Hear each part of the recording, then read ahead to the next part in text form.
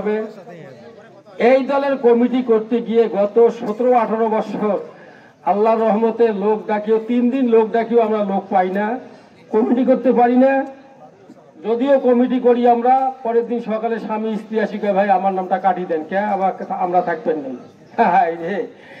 আর এই কমিটি করতে গিয়ে আজকে আমরা অনেক ওয়ার্ডে, আমার যেগুলো ওয়ার্ডে আমি 3টে ইউনিয়নের দায়িত্ব ছিলাম, বজরা, তবকপুর, গুনেইগাছ, আমি দেখেছি এক একটা ওয়ার্ডে 2000 পর্যন্ত লোক হয়।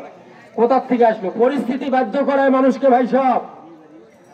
এমন একটা সময় আসে যে সময় বিপদে বন্ধু, অসময় অনেকে কারো কাছে কেউ থাকে না। আজকে বাংলাদেশ জাতীয়তাবাদী দল, যার প্রচেষ্টায়, যার অক্লান্ত পরিশ্রমে এই দলটা তৈরি হয়েছে, যার কারণে আমরা এখানে সম্মিলিতভাবে সকলে উপস্থিত, সেই মহান নেতা, স্বাধীনতার ঘোষক, বহুদলীয় গণতন্ত্রের প্রবর্তক, বাংলাদেশের উন্নয়নের উপকার শহীদ রাষ্ট্রপতি জিয়াউর রহমানের রুহের মাগফিরাত কামনা করে আমি 2-1টি কথা বলবো। আপনারা জানেন, শহীদ জিয়াউর রহমান যদি দলটি তৈরি না করতে আমরা এখানে অনেক উপস্থিত হতে পারতাম না। আমরা 17 বছর কি দেখেছি, আওয়ামী লীগের কি অত্যাচার দেখেছি বলেন তো দেখি। 2008 সাল, 2014, 18, 2024 সাল আওয়ামী লীগ ভোট দিতে সাহস পায় নাই। আওয়ামী লীগ কোন দলকে ভয় করে না, কোন দলকে ভয় করে না, শুধুমাত্র বিএনপিকে আওয়ামী লীগ ভয় করে। এর কারণ হলো 4টে নির্বাচন। আওয়ামী লীগ জানে বাংলাদেশের মাটিতে যদি সুন্দর, সুষ্ঠু এবং নিরপেক্ষ নির্বাচন হয়, হাসিনার বাক্সে কোনো ভোট যাবে না। যার কারণে হাসিনা আমাদের উপর এত অত্যাচার করেছে। আমাদের ওয়ার্ডের নেতৃবৃন্দ থাকতে পারে নাই, বাড়িতে ঘুমাইতে পারে নাই, ভোট দিতে পারে নাই, ভোটের আগে অ্যারেস্ট করে নিয়ে যাওয়া হয়েছে। হাসিনা জানে বিএনপির কারণে আজকে হাসিনা 4টে নির্বাচন করেছে, অবৈধভাবে দিনের ভোট রাতে করেছে।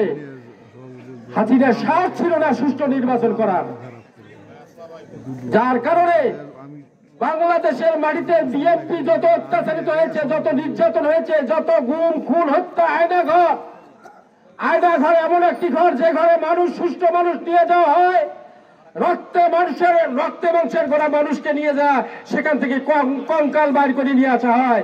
এমন অবস্থা পৃথিবীর মধ্যে কোনো নষ্ট করে নাই হাসিনা। ফিরাউন নমরুদের চেয়েও খারাপ ছিল বন্ধুগণ।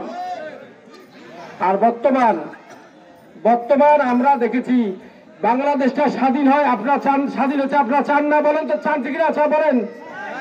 এই দেশটা স্বাধীন হয়েছে পাকিস্তানের হাত থেকে, আমরা সকলে চাই। এই দেশটা স্বাধীনতার বিরুদ্ধে যে দলটা করেছিল সে দল হলো জামাতে ইসলাম।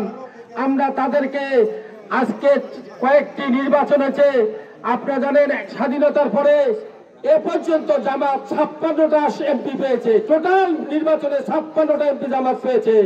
আর বিএনপি 5 বার ক্ষমতায় ছিল। আমার প্রাণপ্রিয় নেতা শহীদ রাষ্ট্রপতি জিয়াউর রহমান একবার, আপনার বিচারপতি আব্দুল সাত্তার একবার, দেশ নেত্রী বেগম খালেদা জিয়া অপোজিশন নেত্রী 3 বার। কয়বার হলো বলেন দেখি? 5 বার বিএনপি ক্ষমতায় ছিল। আর এই জামাত 56টা এমপি পেয়েছে, এককভাবে কোনোদিনও পায় নাই। একবার আওয়ামী লীগের সাথে গিয়েছে, একবার বিএনপির সাথে, একবার জাতীয় পার্টির সাথে একক নির্বাচন করে জামাত কোনোদিন একটা আসনও পাবে না। দেলোয়ার হোসেন সাইদী সাহেব, উনি পেয়েছে ওনার ব্যক্তিগত, জামাতের জন্য নয়। ওনাকে ওই এলাকার মানুষ ভালোবাসত। 95,000 হিন্দু ভোট ছিল, তারপরে ওনাকে মানুষ ভোট দিয়েছিল। উনি ভালো লোক ছিল, যার কারণে ভোট দিয়েছিল।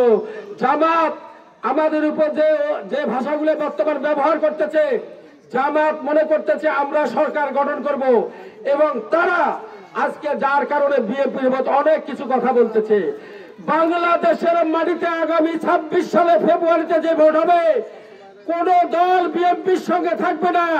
বিএনপি একাই নির্বাচন করবে, 250 আসনের উপরে নিয়ে বিএনপি ক্ষমতা যাবে।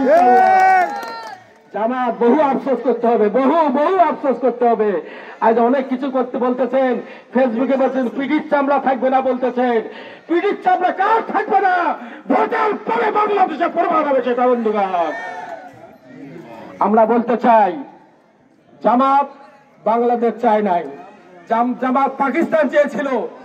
পাকিস্তান চাওয়ার কারণে জামাত পাকিস্তানের পক্ষে ছিল, স্বাধীনতার বিপক্ষে ছিল। 2 লক্ষ মা বোনের ইজ্জতের ক্ষতি জামাতের কারণে, 30 লক্ষ লোক মারা গিয়েছে জামাতের কারণে। এই জামাতকে আমরা আজকে আমরা শেল্টার দিয়ে জামাতকে আমরা বুকে আগলে রেখে আজকে তার পরিণাম আজকে জামাত আজকে আমাদের উপর নানান ভাবে কথাবার্তা বলতেছে। আমরা বলতে চাই ভোট হবে সুষ্ঠু, সেই ভোটে বাংলাদেশের জনগণ কাকে ভোট দেবে জনগণের সেটা সিদ্ধান্ত নেবে। আমরা বলতে চাই আজকে পিয়ারের কথা শুনছিলেন না? পিয়ার মানে আপনি ভোট দিবেন, এখানে ভোট গণনা হবে না, সেই ভোট গণনা হবে ঢাকায়, সেই আসনটা পাবে কক্সবাজারে। তাহলে আপনার দামটা থাকলো কি বলেন দেখি? জামাত জানে পিয়ার ছাড়া তাদের কোনো রাস্তা নাই, তারা কোনো এমপি পাবে না। আর আজকে পিয়ার ক্যান্সেল হয়ে যায়, পিয়ার চায় না, এখন চায় গণভোট। আর একটা আসন একটা কিছুই পাবেন না আপনারা, আপনাদের কথা শুনবে না। কারণ বাংলাদেশের মানুষ যে সিদ্ধান্ত নেবে সেই সিদ্ধান্ত চূড়ান্ত সিদ্ধান্ত বন্ধুগণ। আমি আপনাদেরকে আগামী 26 সালে ভোটে ধানের শীষের পক্ষে কাজ করার উদাত্ত আহ্বান জানাচ্ছি। পাশাপাশি 40 বছর যাবত উলিপুরে আমরা এমপি পাই না। যখন ক্ষমতায় থাকি তখন নাঙ্গলে ভোট দেন, ক্ষমতায় থাকি তখন নৌকায় ভোট দেন। এমপি ছাড়া ওই আসনে কোনো উন্নয়ন হবে না। যাদেরকে আমরা এমপি করেছি তারা কোনো উন্নয়ন করে নাই, ডাকাতি করেছে, চুরি করেছে, রাস্তাঘাট করে, ব্রিজ করে নাই, কালভার্ট করে নাই, নদী ভাঙন রক্ষা করে নাই, কোনো কিছু উন্নয়ন করে নাই।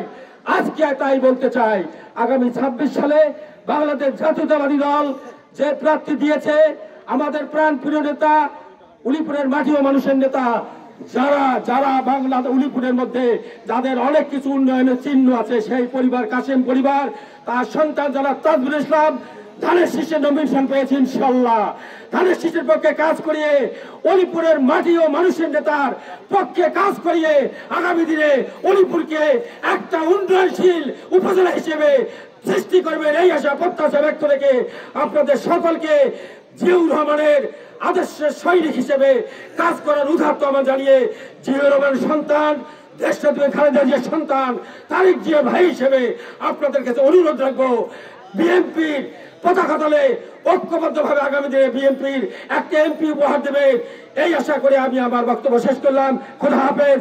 বাংলাদেশ জিন্দাবাদ। শহীদ জিয়া খালেদা জিন্দাবাদ। উলিপুরের মাটি ও মানুষের নেতা জনাব তাজবুল ইসলাম জিন্দাবাদ। আপনাদের সকলকে ধন্যবাদ। আসসালামু আলাইকুম।